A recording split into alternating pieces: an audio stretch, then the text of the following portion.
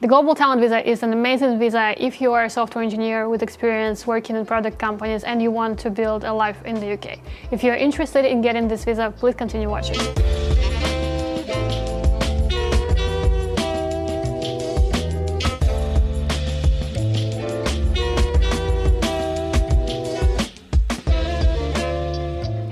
This is Nadia, a software engineer living and working in London. Recently I switched from the skilled worker visa to the global talent visa, and I've been making a lot of videos about how you can build a strong case for the visa and how you can collect documents to meet all the criteria that are required for this visa.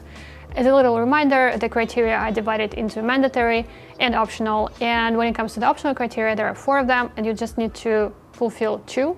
I have already released videos on the first 2 optional criteria. Please make sure to watch them if you're interested in getting this visa. Today I want to talk about the 3rd optional criteria, the significant contribution criteria. To meet this criteria, you need to prove that you have made significant contribution to one or several product companies.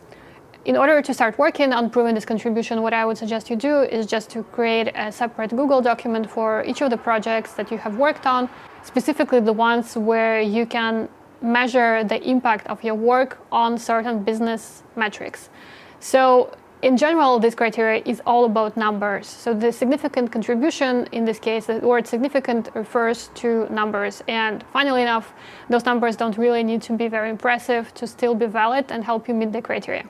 So once you have chosen the projects which you contributed to and worked on, you can describe, first of all, like what this project was, what it involved, why this project was technically difficult, and which technical challenges you had to overcome to achieve it, and then you need to focus on numbers. If this project was customer facing, then you need to focus on the business metrics, and those metrics really are different from business to business and from the use case to the use case.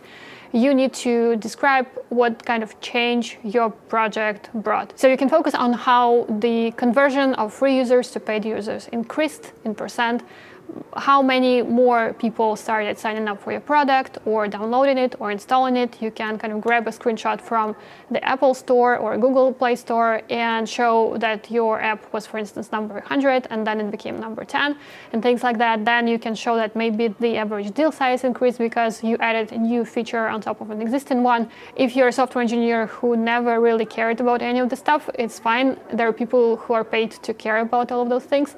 So you can ask your product manager or product owner for those numbers. Their responsibility is actually to track how the project that you are working on impact business metrics. So just ask them for those numbers and they will be able to help you.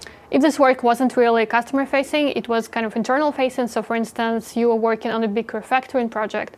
And actually this is something that I proved in my application for the Global Talent Visa. I talked about a couple of refactoring projects that I completed within my jobs. Here, you might think that it will be very difficult to find numbers that quantify the impact, but in reality, it's still possible. In general, almost everything can be described in numbers, maybe not exact numbers, but you don't really need exact numbers. You can just say the orders of magnitude of the change, or maybe by approximately 30% or something like that. So you need numbers, but they don't have to be exact. In this case of a refactor, the example might be that the cyclomatic complexity of the code decreased, so the code became easier to work with. You can try to find a way to find how many engineering hours this actually saved, because again, if the code is easier to work with, then it allows engineers to ship code faster and build on top of it much faster. Then also, if you removed some code, or maybe you removed tests or refactor tests, then perhaps you might be able to find a way to see how much money this saved your company because the code is running on remote servers. Maybe you can get those numbers from the IT department as well. It's not easy, but all of it can be done, but you just need to be creative and ideally talk to people who are paid to deal with those numbers. In this case, you can talk about several projects in just one document, or you can have a whole 3-page document just focused on one project. It's not really important at this stage. At this stage, you're just gathering information and kind of trying to see which projects are the strongest ones, how many you have. And then once you have all of this data ready, you can also look at the other documents that you can present and decide whether you need to compress all of your projects into one document or you can have one document per project. So which evidence do you submit to prove that you actually meet this criteria? So ideally, your project should be open source, and then you just add a link to the open source repo on GitHub, and that's it. However, for most of us, this won't be the case, because I think most engineers work on proprietary technology, and we won't be able to share the actual code that we shipped within this project. So in this case, you need to find a way to show that you still worked on the project, to prove that you actually made the contribution without breaking your NDA. So what people sometimes do is grab in kind of a GitHub summary without actually sharing any information about the code itself, but getting a proof that your nickname, your username on GitHub is there, so that you can prove that you actually worked on it. You can also submit a screenshot of an architecture diagram or of a tech plan which has your name. Again, all of the sensitive information should be redacted and removed. The idea here is that the technician, they don't really care about the exact code implementation and exactly the lines of code that you submitted. They just want to see a description of what the project was, and this is something that you can write yourself. Then they need some proof to see that you actually worked on this thing. That's it. So you don't have to share anything that you're not allowed to share, and you can just find a creative way to prove that you worked on the thing without showing too much. You can also submit a letter of reference from your manager or from your skip level manager who knows that you worked on this project and who can prove that you worked on it. Probably the easiest document to get. However, I want to caution you against having too many letters of reference in your case. It's good to have letters of reference, and they're usually pretty good evidence piece that you can use. However, if all of the documents in your application are just reference letters, this makes your overall application much weaker. So it's important to try to find creative ways to prove that you actually worked on this project. So one thing that I was able to do is actually get a link to the changelog on the website of Intercom, where I currently work, where they used to publish a changelog of all the product changes that were shipped, along with the list of the names of the engineers and product managers and designers who worked on this project. So this was public information, and this specifically proved that I was an engineer who worked on this project. Maybe there is something like that you can use.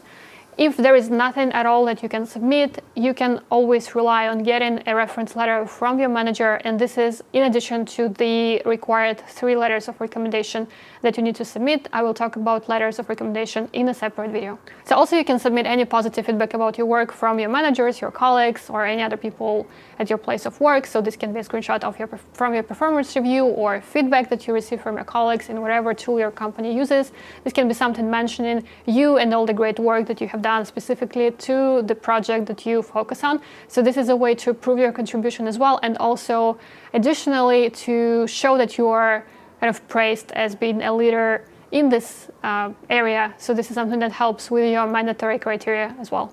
To sum up, I think that this criteria is one of the easiest to meet for most software engineers.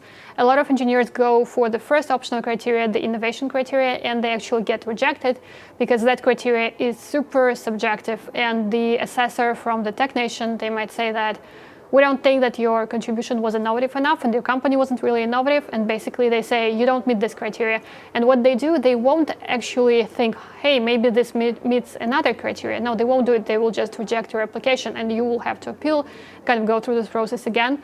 So generally for a lot of people, it's much easier to take their documents that prove their work on specific engineering products, add numbers there, add impact, and kind of make a very convincing case that they meet the significant contribution criteria. So I think that most software engineers who apply for this visa, they actually choose significant contribution as one of their optional criteria because it's just the easiest one to prove. That's what I wanted to share about the significant contribution criteria. If you have any questions, let me know in the comments. If you want me to help you with your global talent visa application, please go to bittlehop.com/talent and I will try to help you out. Thank you so much for watching this, and I'll see you in the next one. Bye.